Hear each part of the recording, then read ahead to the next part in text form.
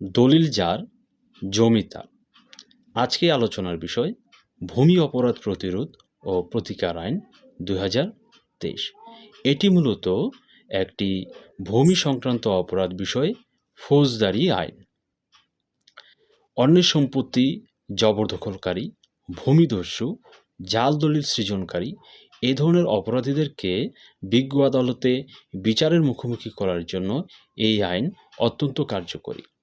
এই আইনের মাধ্যমে জুডিশিয়াল কোর্ট এবং নির্বাহী কোর্ট উভয় কোর্টকে ভূমি সংক্রান্ত অপরাধ বিচার এবং নিষ্পত্তির ক্ষেত্রে ক্ষমতা প্রদান করা হয়েছে।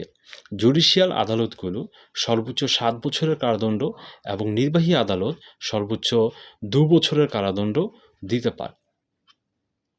এবার আসুন, কোনো ব্যক্তি যদি তার দখলীয় ভূমি হতে কোনো উপযুক্ত আদালতের আদেশ অথবা কর্তৃপক্ষের আদেশ ব্যতীত তিনি যদি কোনো ব্যক্তি কর্তৃক বেআইনিভাবে বেদখল হন, সেক্ষেত্রে তার করণীয় কী? এ সম্পর্কে ভূমি অপরাধ প্রতিরোধ ও প্রতিকার আইন 2023-এ আলোচনা করা হয়েছে।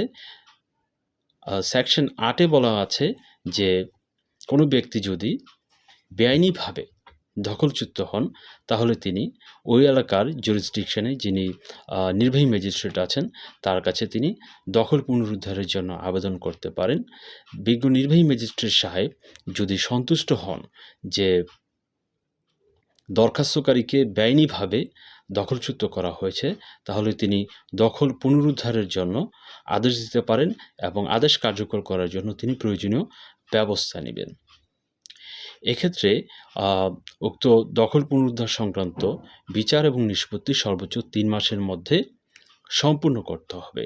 আরেকটা কন্ডিশন হচ্ছে যে এই উভয় পক্ষের মধ্যে যদি একই নালিশি প্রপার্টি নিয়ে সম্পত্তি নিয়ে যদি সিভিল কোর্টে দখল পুনরুদ্ধারের কোনো মামলা চলমান থাকে, তাহলে 2023 সালের ভূমি অপরাধ প্রতিরোধ ও প্রতিকার আইনের এই 8 ধারা অনুযায়ী কোনো প্রসিডিং করা যাবে না।